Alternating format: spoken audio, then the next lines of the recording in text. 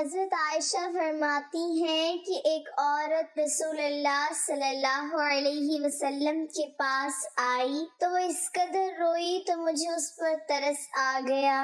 وہ عورت کہہ رہی تھی کہ مجھے ڈر ہے کہ میں ہلاکت میں جا پڑی ہوں، میرا خاوند مجھ سے بہت دور چلا گیا ہے۔ پھر ایک بوڑھی عورت آئی اور کہا کہ اگر تو وہ سب کچھ کرے جس کا میں تجھے حکم دوں تو تیرا شوہر تیرے پاس لوٹ آئے گا۔ جب رات ہوئی تو وہ میرے پاس 2 سیاہ کتوں کو لے کر آئی۔ بسم اللہ الرحمن الرحیم۔ سحر ایسے اثر کو کہتے ہیں جس کا سبب ظاہر نہ ہو، خواہ مانوی کوئی سبب ہو، جیسے خاص کلمات کا اثر، یا غیر محسوس چیزوں کا ہو، جیسے جنات و شیاطین وغیرہ کا اثر۔ بس ان چیزوں کے اثر سے حضرات انبیاء کرام بھی متاثر ہو سکتے ہیں، جیسے ظاہر اسباب کا اثر ان پر ظاہر ہوتا ہے۔ اس میں ایمان کے قوی یا ضعیف ہونے کا دخل نہیں، بلکہ اسباب کی تاثیر کا دخل ہے۔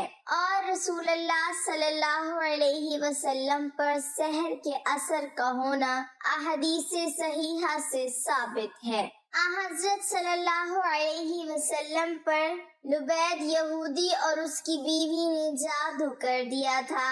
اس کے بعد آپ کو ایسا لگنے لگا تھا کہ آپ کسی کام کو کر چکے ہیں جبکہ آپ نے وہ کام نہیں کیا ہوتا تھا، یہاں تک کہ ایک روز آپ نے حق تعالیٰ سے دعا کی، اس پر سورۃ الناس اور سورۃ الفلق نازل ہوئیں، جن میں ایک کی 5 آیتیں اور ایک کی 6 آیتیں، مجموعہ 11 آیتیں ہیں، اور آپ صلی اللہ علیہ وسلم کو وحی سے سحر کا موقع بھی معلوم کرا دیا گیا تھا۔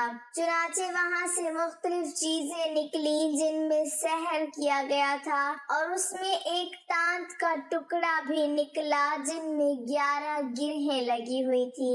حضرت جبرائیل علیہ السلام سورتیں پڑھنے لگے، ایک ایک آیت پر ایک ایک گرہ کھلنے لگی، چنانچہ آپ صلی اللہ علیہ وسلم مکمل طور پر شفا یاب ہو گئے۔ مزید تفصیل کے لیے روح المعانی در منصور اور شروحات حدیث میں موجود ہے۔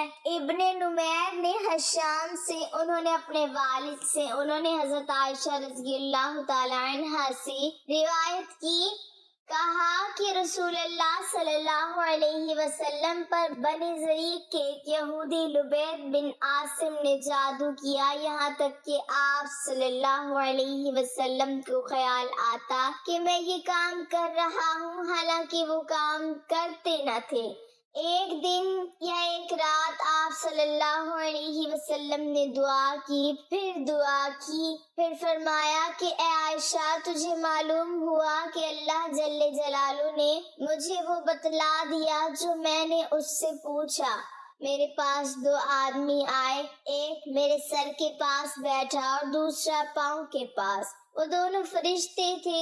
جو سر کے پاس بیٹھا تھا اس نے دوسرے سے کہا، جو پاؤں کے پاس بیٹھا تھا اس نے سر کے پاس بیٹھے ہوئے سے کہا کہ اس شخص کو کیا بیماری ہے؟ وہ بولا کہ اس پر جادو ہوا ہے۔ اس نے کہا کہ کس نے جادو کیا؟ وہ بولا کہ لبید بن عاصم نے۔ پھر اس نے کہا کہ